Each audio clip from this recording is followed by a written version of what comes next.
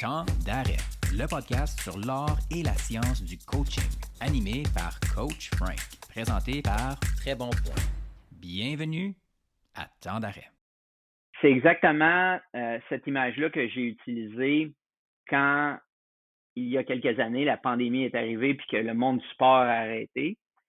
C'est, je suis allé faire beaucoup de recherches sur la façon que je pouvais soutenir les entraîneurs pendant cette période-là. Puis, j'ai été beaucoup dans le concept de l'autocompassion avec eux, puis je les ai aidés à comprendre puis à découvrir un peu cette habileté-là. Puis, les entraîneurs avaient besoin de prendre soin d'eux pendant cette période-là. Là. Il y en a qui venaient de perdre leur travail ou perdre vraiment un gros revenu. Donc, comment tu prends soin de toi pour ensuite de ça prendre soin de tes équipes encore une fois? Fait que c'est beaucoup dans cette période-là que j'ai encore vu l'importance de ça. Puis j'ai connecté avec mes expériences antérieures aussi. Puis maintenant, j'utilise ça dans toutes les sphères de ma pratique, là, autant en sport qu'au niveau du travail.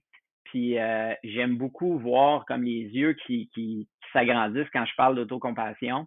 Puis quand ils découvrent comment c'est une habileté qui peut se développer comme n'importe quelle habileté physique qu'on développe en sport ou au travail, puis le bienfait que ça peut apporter.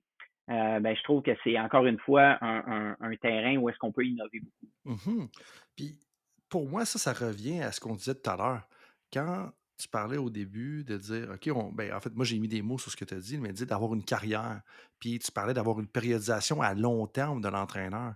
Ben, c'est un peu ça, de dire comme de prendre soin de toi.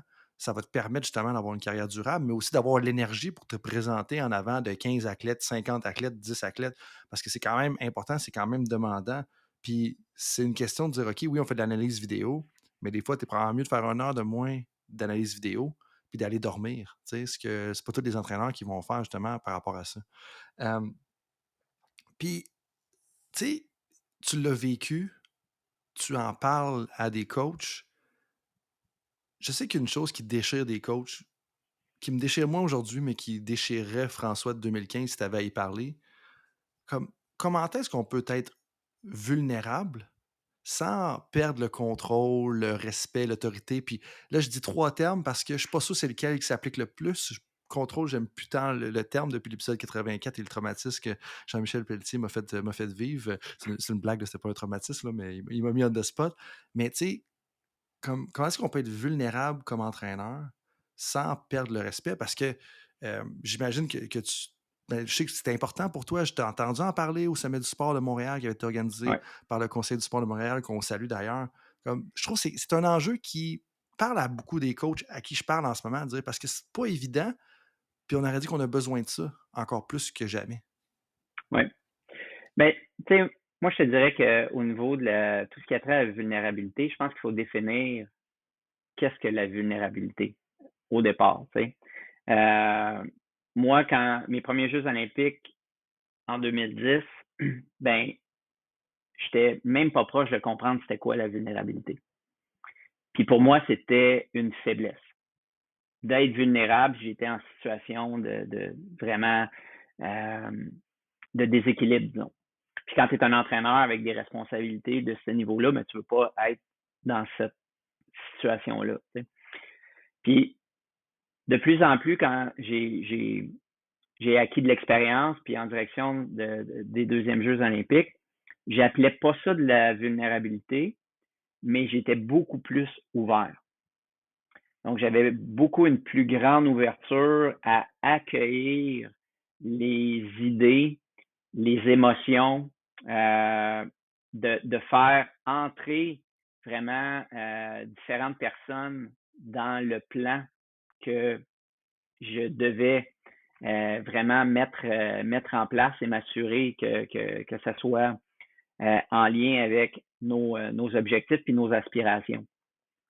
Puis quand tu y penses vraiment, la vulnérabilité, c'est quoi? C'est très simple. La vulnérabilité, c'est la capacité de demander de l'aide si tu as besoin d'aide. En premier de tout, ben, peut-être la première vulnérabilité que tu dois avoir, c'est d'aller voir si est-ce que j'ai besoin d'aide. Puis est-ce que je me protège peut-être un peu trop ou est-ce que mon ego est trop présent présentement? OK? Fait que ça, c'est la première couche de vulnérabilité que tu peux aller explorer. Puis ensuite de ça, ben, une fois que tu es allé voir à l'intérieur si tu as besoin d'aide, mais ensuite de ça, c'est de te retourner puis de lever la main en tant qu'entraîneur puis de dire, regarde, j'ai besoin d'aide, est-ce que tu peux m'aider? Puis une chose qui est très, très, très drôle, c'est que cette aide-là peut venir de partout. Parce qu'habituellement, quand on demande de l'aide, quand on prend cette vulnérabilité-là, puis on prend ce courage-là à demander de l'aide, mais les gens vont vouloir t'aider. Puis l'aide peut venir de ton équipe rapprochée, mais elle peut venir aussi de tes athlètes. Puis là, les gens, les entraîneurs, ben voyons donc, mes athlètes ne peuvent pas m'aider. Mais les athlètes, c'est des gens extrêmement intelligents, extrêmement compétents, extrêmement à l'affût. Puis il y a tout un travail d'équipe qui peut s'installer là. Puis moi, ben, c'est vraiment cette ouverture-là. Puis la façon que je me suis rendu vulnérable en direction vers Sochi, c'est qu'on a envoyé un sondage à tous nos athlètes et à toute notre équipe en posant des questions très, très, très précises sur qu'est-ce qu'on faisait bien, qu'est-ce qu'on faisait moins bien, c'était quoi les distractions qu'on pouvait créer. Il a fallu qu'on se rende vulnérable à juste lancer ce sondage-là. Et ensuite de ça, il a fallu qu'on se rende vulnérable à recevoir toute cette information-là aussi. Puis, tu sais, c'est le fun là, quand tu dis hey, on fait tout ça de bon. Là, mais là, après ça, tu regardes l'analyse qu'on avait fait. Oh my God, OK, on fait ça de moins bien, puis ça crée des distractions aussi. Fait que, tu sais, l'ego, elle vient là-dedans. Puis là, ben, comment qu'on se rend ouvert, comment on focus ou on met l'attention sur de faire les bonnes choses, puis là, de s'assurer que tu vas mettre en place toutes ces choses-là pour vraiment anticiper peut-être les distractions possibles ou de ne pas répéter les choses moins agréables, puis de créer co-créer plus de positif. Mais tout ça, la plupart des informations, c'est les athlètes qui nous l'ont dit. Fait que, tu sais, dans le fond, quand tu y penses, en direction vers Sochi, mais c'est les athlètes qui nous ont donné beaucoup d'informations pour créer le plan olympique. Puis, c'est beaucoup notre équipe aussi de soutien intégré qui était autour, qui a participé à ça aussi.